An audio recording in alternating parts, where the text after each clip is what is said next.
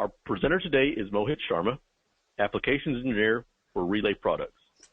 Mohit is based out of our Dallas office in Texas. Thank you for joining us, Mohit. Thank you, Greg, for introducing me. I'm Mohit Sharma, working as a Relay Applications Engineer at Mega Dallas. So today's topic of webinar is breaker failure protection. So this is we will be covering in our today's webinar. We will start with what exactly is breaker failure protection, why do we need that, how different it is from the traditional scheme of remote backup. Then we will jump on to the implementation part, where we will discuss how exactly in the field you implement a breaker failure protection. The next slides cover a couple of slides will cover some of the schemes that the breaker failure relay incorporate in them. We will see how there are different logic gates for that. Then we will talk about some of the relay examples to see a practical relay working for breaker failure. And finally, we will talk about testing a couple of slides.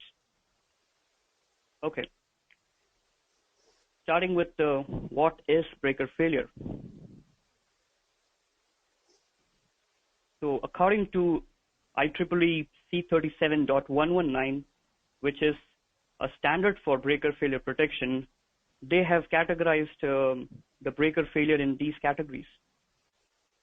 So the first two that you can see are failure to trip and failure to clear. According to the standard, these two are called as breaker failure. The rest of them, which are down below, can lead to a breaker failure, but they are not categorized exactly as breaker failure, but they can eventually lead to a breaker failure. So let's start with failure to trip. What exactly is failure to trip? Let's say I see a trip from a relay, and it energizes my tripping coil for the breaker, but somehow due to some short or open in the trip circuit or some mechanical problem, my breaker is unable to trip. That is the case when you say it's a failure to trip. The second category for breaker failure is failure to clear, which means your tripping coil is energized, your breaker is opening, but and your 52A contacts get picked up. So you can see everything, but the arc is not extinguished. The arc is still there. That is a case which is also a breaker failure, and it is called as failure to clear. The other ones which can lead to a breaker failure are failure to close, which is a stuck breaker condition, like your breaker is stuck and it's not able to close due to some mechanical problems. Then you have contact flashover. This example is quite often when you see a restrike of an opening breaker.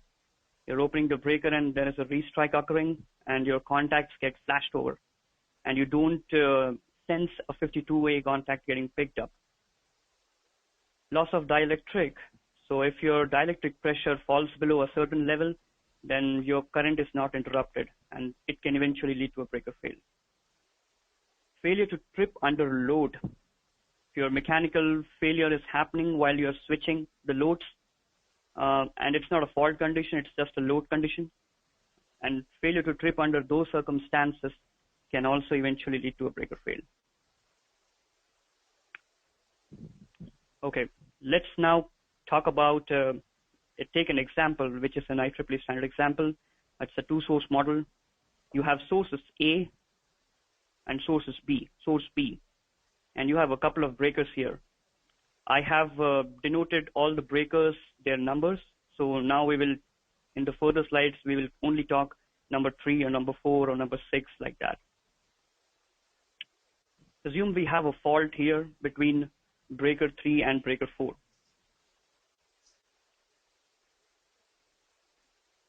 So if there is proper functioning of both the breakers, you will see a proper clearing, which will open your breaker 3 and your breaker 4. And there is no in-feed from the sources to the fault, and your fault is cleared. But Let's take now this example where you have a breaker 3 which is faulty, which means it's seeing a breaker fail condition. It is not able to open up or some other problem. In that case, if we have a remote backup protection, which was the traditional scheme used in olden days for electromechanical relays, my relay, which is there at breaker 1, the remote relay at breaker 1, and if it is configured for a forward sensing fault, it will see the fault and it will trip after some coordination time delay. Same goes with number 6 and number 8, because number 6 and number 8 are connected to B source. If I don't open them, then the B source can feed my fault. So we see this happening after some time. We have an open condition for 1, 6, and 8, so there is no feeding of fault from any of the sources now, and your fault can be cleared.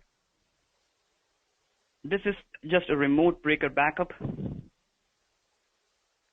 Now consider this scenario where you have tapped loads between your generator buses and the substation bus, and your generator bus and the substation. You have a couple of tapped loads.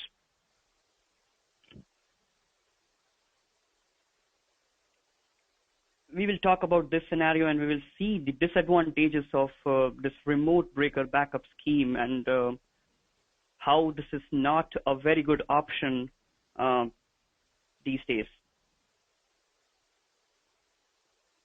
Okay.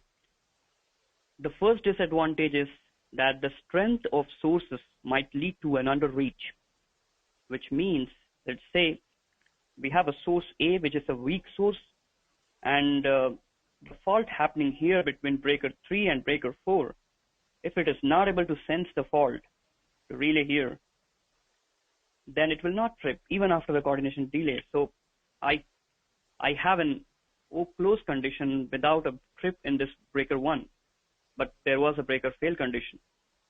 So I don't see a trip here.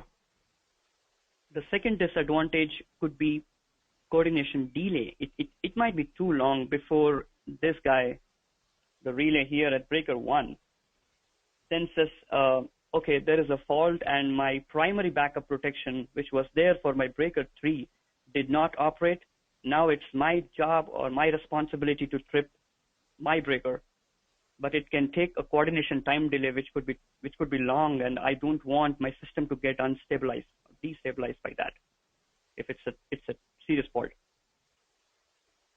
Third disadvantage comes to when you have tap loads. I specifically considered this example because it has some tap loads here, here, and here. So if you take out this breaker or if you take out this breaker, you are putting an outage to all the loads which are connected with this tap. So your breaker 1 is out, which means there is no load here, no supply to this load. Or if your breaker 6 or breaker 8 are out, you cannot have any supply to these. So I don't want my other loads to get affected by a fault which happened between breaker 3 and 4. I want to have a reliable supply. The only advantage of this remote backup scheme is it does not require an additional hardware equipment. That is the only advantage. Okay. Now let's talk about what is breaker failure, how it is useful and how it is more better when compared with the normal remote backup scheme. Considering the same example, you have sources A and B and a fault happens between 3 and 4. So if you have a breaker failure protection scheme, it will have some logics inside that, and it will run a timer. We will cover about this box in the further slides, but just giving you a heads up, it will have some logic inside that, and it will have a timer, and after the timer expires, it will sense a breaker failure condition, and it will give a breaker failure trip to the local breakers, which is number 2, 5, and 7. Also, it will give a direct transfer trip to the breaker 4. So in this case, you can see that I am still supplying my loads which were connected here with the taps. So there is no outage. It is a fast in operation when compared with the normal coordination delay. It will minimize the damage to the grid. And the tap load was like it will minimize the power interruption to consumers. The one more advantage of having a breaker failure scheme is it's just a functional duplication of a very expensive equipment, which is breaker. So it is exactly sensing what breaker. It's talking about breaker and it's sensing the breaker conditions. That's why we need breaker failure protection. This is why we need breaker failure protection, why it is more important in today's world. Okay. Now coming to the implementation part, how we can implement this whole protection scheme out in the field. There are two possibilities of implementing this protection out in the field. We will talk about the first possibility, which is having a standalone breaker failure relay, like a complete new different box, a standalone box for sensing all these breaker failure conditions. Okay, let's talk about what is happening here. I have a protective relay which will see current from CTs and voltages from PTs and will decide from its internal logic whether it's a fault condition or not.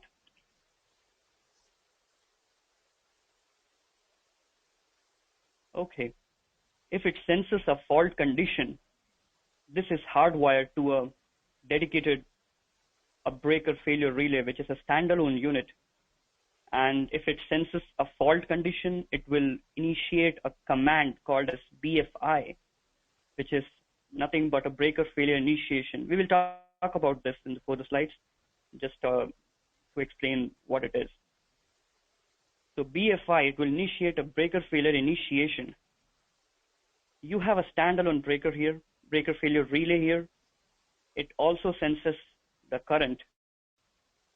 With this BFI and with this sensing of current, it will run its internal logic, and after a timer, it will give a breaker failure trip output, which will go to my different breakers, like the local breakers I explained. Here, this 2, 5, and 7. It will go there and it will trip those breakers to clear the fault. Like this. The second condition or a second implementation could be a protective relay that has an inbuilt breaker failure protection logic inside that. So it does not require an external or an additional hardware equipment. So you have a protective relay which will sense current coming from the CTs, voltages coming from the PTs, and it will also have its own breaker failure scheme inside that. This relay will also have an input for breaker failure initiation. Now you would ask me, why do I require a breaker failure initiation input for this relay? It's because if you are connected in a multi-breaker system where you have many breakers, this protective relay should be able to see a breaker failure initiation coming from a different breaker failure relay in the system. Okay, what I'm trying to say here is, I have a breaker failure for this breaker and I have a breaker failure relay for this breaker. So this will sense the initiation command coming from here. So it should have an input for breaker failure initiation. That's what it is. And if it decides from its internal logic that, okay, there is a breaker failure condition, I will give a breaker failure trip here to trip my local breakers. There is also a possibility that it's not taking a BFI from the other breaker failure relays.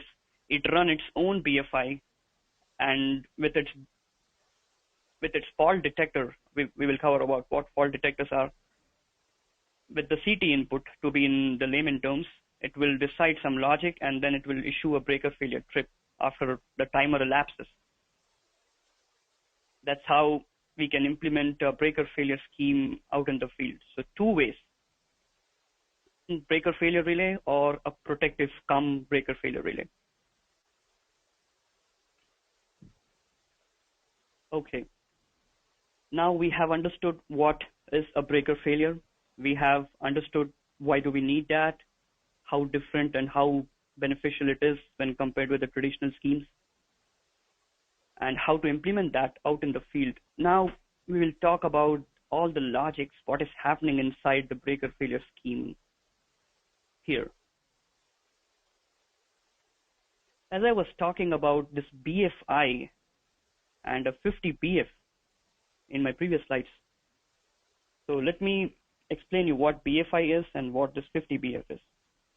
So a BFI is nothing but a protective relay trip signal, which is called as breaker failure initiation in the breaker failure protection world.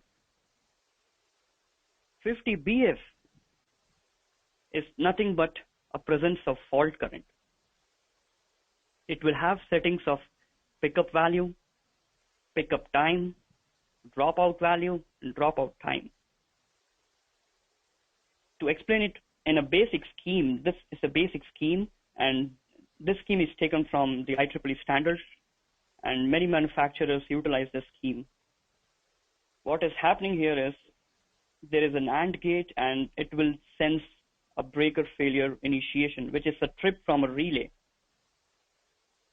And it will also see whether my fault condition is still persisting or not from the CT or from the CT. If you have both the conditions, it will go here and it will wait for some time. After this time elapses, if you still see a 50 BF, a fault condition and a trip, which means my breaker was unable to clear the fault and I can declare a breaker failure trip here. So that's how the basic scheme works. Okay, now let's talk.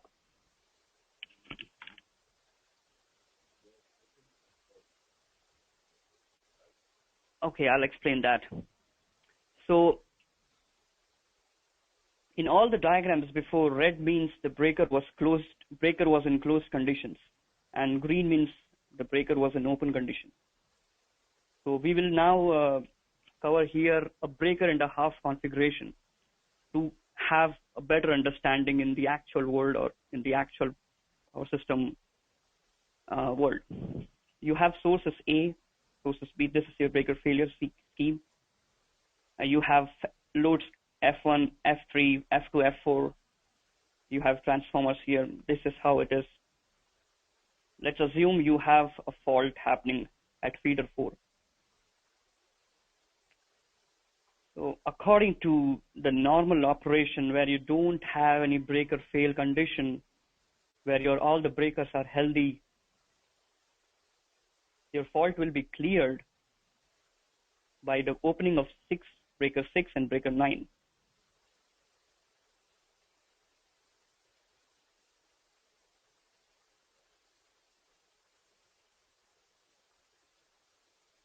Let's say we have a B9, the breaker 9 as a faulty breaker. So what will happen now? If my breaker 9 is faulty, I have to shut off my feeder so that it does not have current coming from the other sources. I don't want to feed my fault. So what I will do, before going to the part what I will do, let me tell you, we have breaker failure relay for all the breakers. We will assume that we have breaker failure relays for all the breakers. They are out in the field. So what it will do, your breaker failure relay, which was there for breaker 9, it will see a breaker failure condition, and the relay will try to give the trip command to the breaker to open it, At the same time, it will issue a BFI, which is a breaker failure initiation. And this breaker failure initiation signals will go to all these breakers to clear the fault, because this is having a breaker failure condition. It will initiate all the breaker failure initiation. Now the breaker failure relays here, which are installed for all these breakers, they will take the BFI as input, and they will sense whether the fault is still persisting, and after a timer they will trip their respective breakers. This could be one scenario if you have breaker failure relays for all the breakers. But if you don't have a breaker failure relay for them, then you can also run the logic inside the breaker failure relay, which is there for breaker number 9, and you can initiate a breaker failure trip instead of an initiation to these breakers to trip them. So the wait logic is happening inside the breaker failure relay for 9 in this case. But in the previous case, the wait logic was happening for these breakers.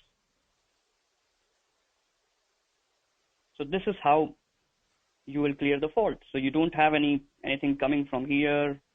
You have no source feeding the fault.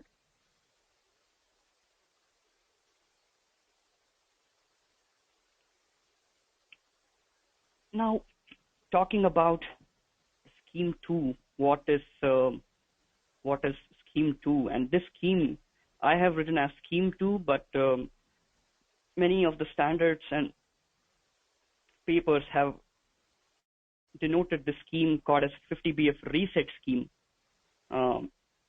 This is applicable for ring bus and breaker and a half configurations. So here, let me explain you what is happening. I have a BFI coming up. It will pass through this timer, and it will enable my 50BF element, which will have an AND gate, and it will issue a breaker failure trip. Okay, why do we need this scheme? Where we can have this? So to understand that, let's go back here, and let's say I have a fault. Soon the fault happens. My relay will issue a breaker failure initiation command, and since there was a fault, my 50BF element will pick up. It's just an element, like a shadow of overcurrent element. It will pick up. So you have a yes and a yes here, which will issue a yes here. So in this case, everything is fine. Now let's assume that the fault has been cleared, which means my 50BF should suddenly fall to 0. And I should have a no, a yes, and a no here. But that does not happen in the real world. The 50BF element has a dropout value. It has a dropout time. And the dropout time for the 50BF is a little bit higher than the pickup time. So if that time is higher before, and it's higher than this timer, the relay will issue a breaker failure trip.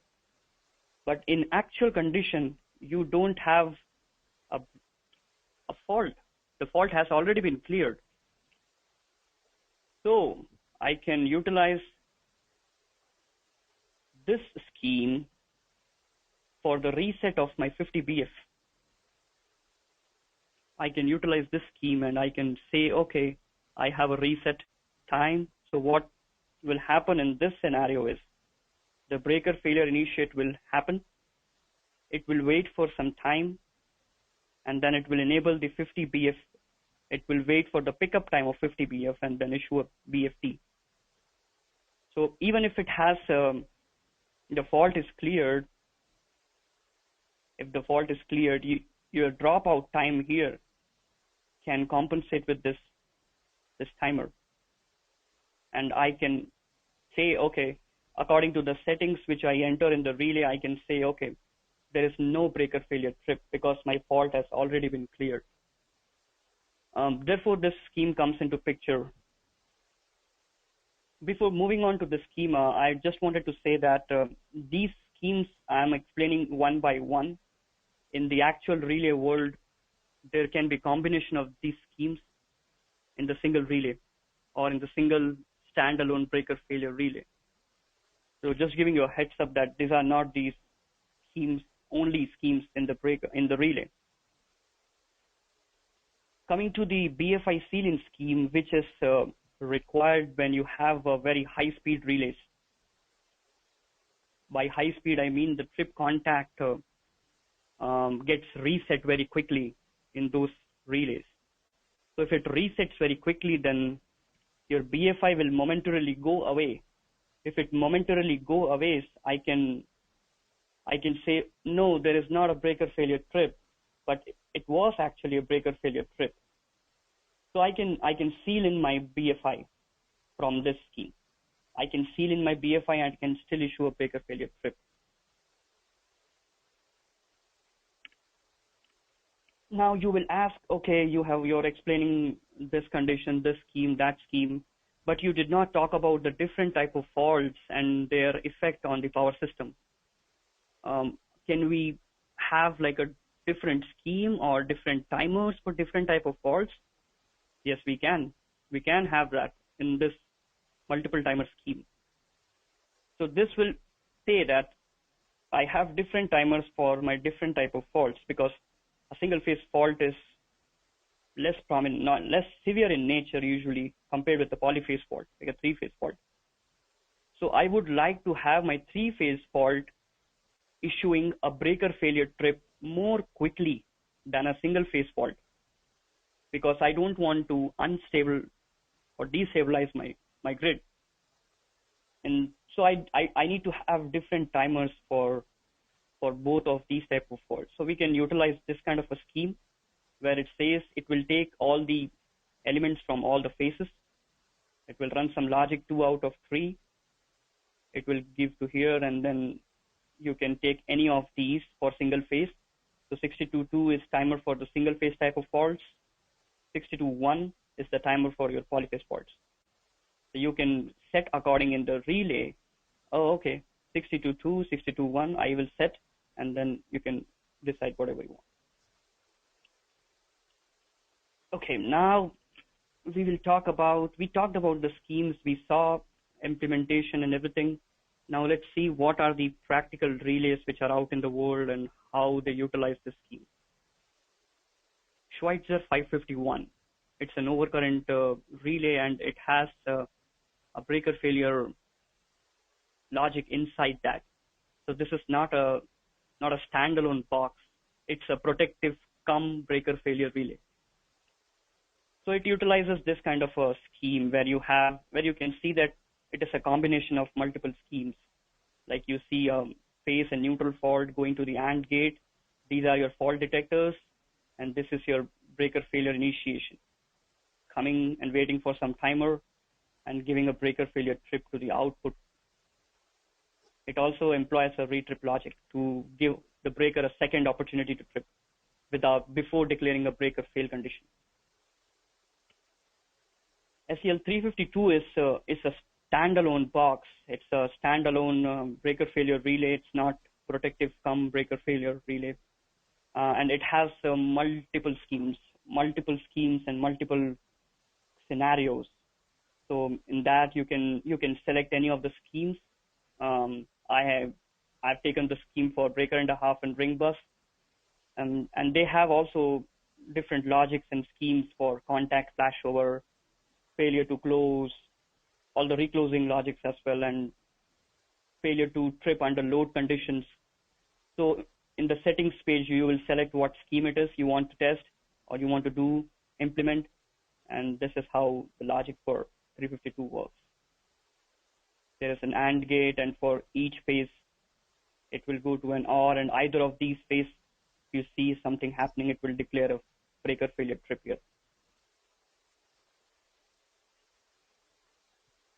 Coming to the testing part. So the research is going on testing the whole breaker failure protection scheme, like testing all the breakers, local breakers, and everything. The work is still going on, and the standard still working on that. But these days, utilities employ testing just a single just the breaker failure relay and not the whole scheme. We have a SMRT product line, which is the relay test set, and you can utilize that product line to test your breaker failure relay. It has the contacts, binary output contacts, and binary input contacts. The binary output could be used to sense or simulate a breaker, and the binary input can sense the trip coming from the relay. And you can inject currents from your channels here to create a fault condition. We also have an automated testing solution which has all the inbuilt modules or routines for different type of relays, also the breaker failure relays. I have just taken one example for the GE Multilin F60, which is a protective breaker failure relay. It's a feeder management relay. The software is called as AVTS, Advanced Visual Testing Software, and you can see they have created a plan to test your breaker failure scheme in this relay. Concluding to this presentation, let me tell about the ongoing work which is going on in this field right now. The research is going on studying different case studies and bus configurations, implementing or putting breaker failure protection into different bus configurations and checking whether the scheme which is there today is working fine or not. The research is also going on the employment of goose messages with your breaker failure protection. So this will eliminate all the hardwiring which is there for all the relays and breaker failure relays and breakers. It will work on the IEC 61850 standard, and with the goose messages you can make this happen. Also, there are some research going on settings to reduce the number of settings and easy to understand for a newcomer or for anyone to test a breaker failure relay. And the testing methods, I was talking that research is going on for testing the whole breaker failure scheme and not just a single breaker failure relay. So that is also going on. So we covered what and why do we need breaker failure protection, how it is different from your remote backup scheme. We talked about how we implement that in the practical world, which is your standalone units and your inbuilt functionality in relays. And we also covered a couple of schemes. Those were only a couple of schemes. There are many schemes which the standard designate. So the schemes I talked about, they have their name and everything written in the same format in the standard. And all the relay manufacturers utilize the same name. They don't give the special name to that scheme. So you can easily understand what is there for different manufacturers. We have a product line for testing this kind of protection, like you're testing a breaker failure relay and many other different applications. We have SMRT1, which is a single phase unit to test your relay test set.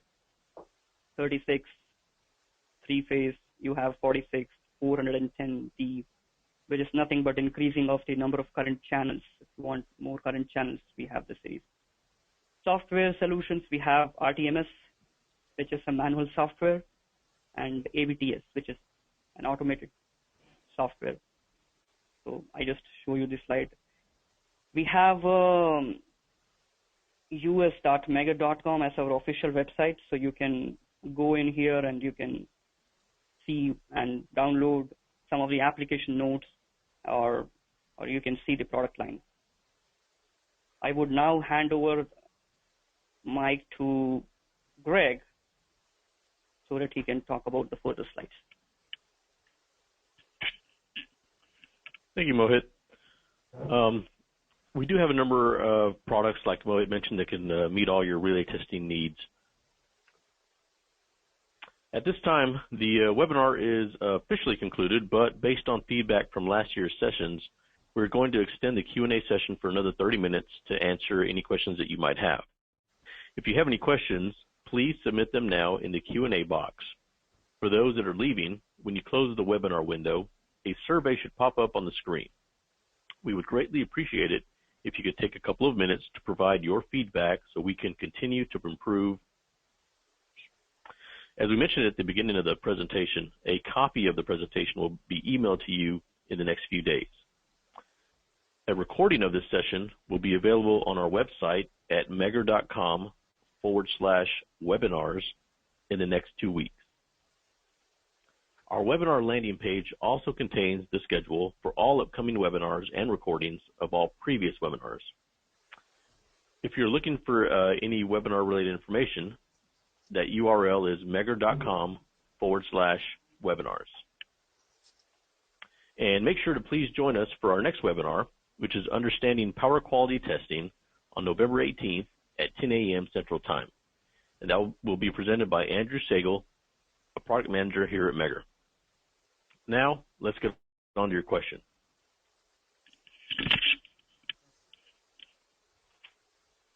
The first question is, failure to trip. Can this also be due to a stuck breaker? Okay, that's a good question. The term stuck, if you are thinking from the dictionary point of view, it can happen due to the mechanically stuck breaker. But IEEE C37.119 states clearly that a stuck breaker means failure to close. So it's not able to close the breaker.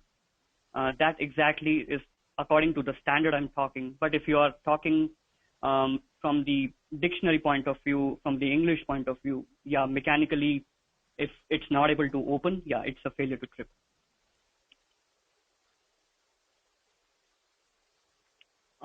The second question I have is, okay, hold on. It's related with the slide number 27. So just quickly, I'll go to the slide.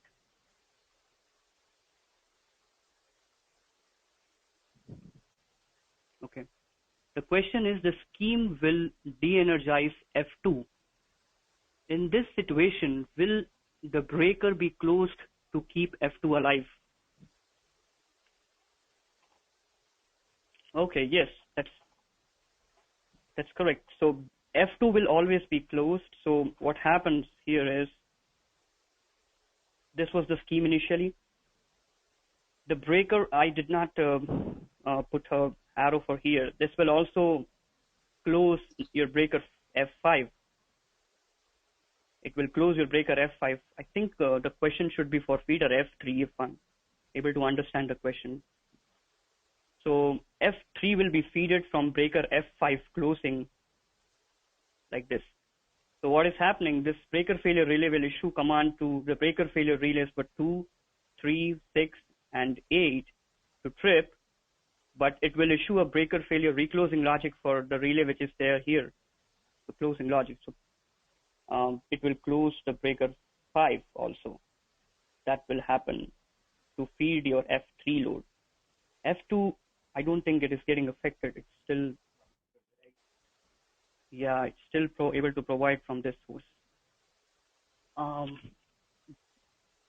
Which scheme? The next question is, which scheme is recommended for power station applications?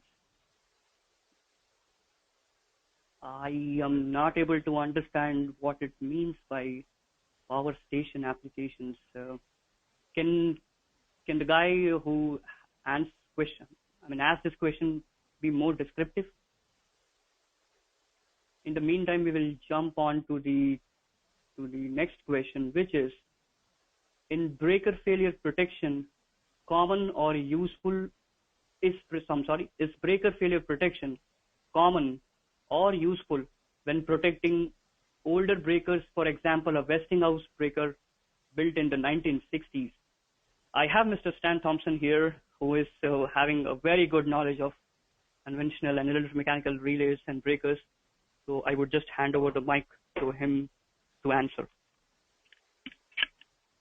Okay, so I guess the question is when you have older breakers, do you want to use a breaker failure protection scheme? And the answer is depends. So for breaker failure protection, yes. I mean, it all depends on the scheme that you've got in place already. So obviously, in this particular case, though, you'd probably be upgrading your scheme from your electromechanical worlds to your microprocessor-based worlds. And so then you've got more options available to you in terms of timing, whether you want a breaker failure initiate, etc. So I can't really answer that question very easily. I can just say it just depends on what your actual what are you trying to do? Are you trying scheme? And the answer is probably yes. In which case, then yes, the answer would be yes. But if you're in your lower electromechanical relays, well, again, it depends. So that's kind of a hard one to answer, really. Okay. All right. Next question. Do we have any more questions here? Oh, there is one more question. In the breaker and a half configurations, all breakers 1, 2, and 3 are shown normally closed.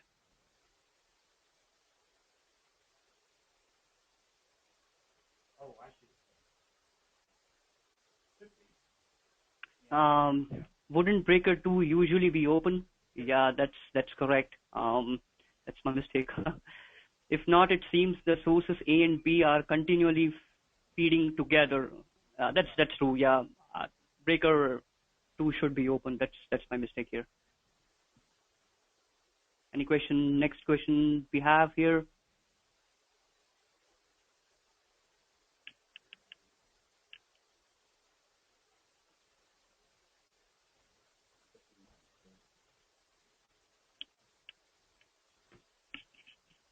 All right. Again, if anybody has any more questions, please submit them now into the question box.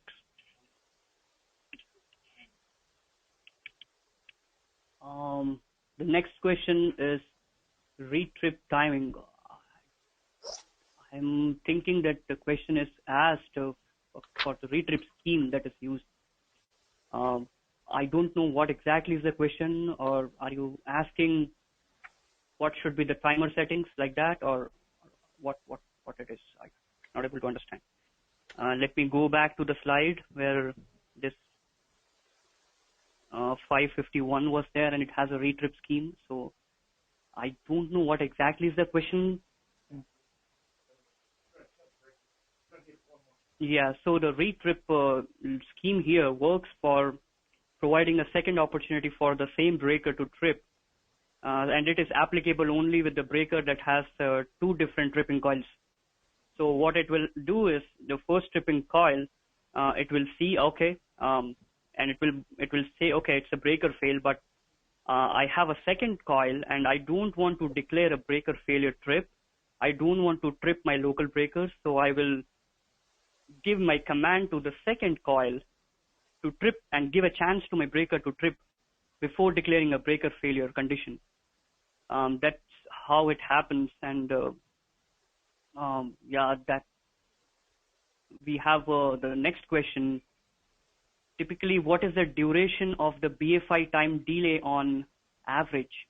It's 1 millisecond average, as far as I have seen so far. 1 millisecond. So protection relay will take like 13.33 milliseconds, and the BFI pickup is like 1 millisecond. 1 to 2. Yep. You can submit more questions. We have more time.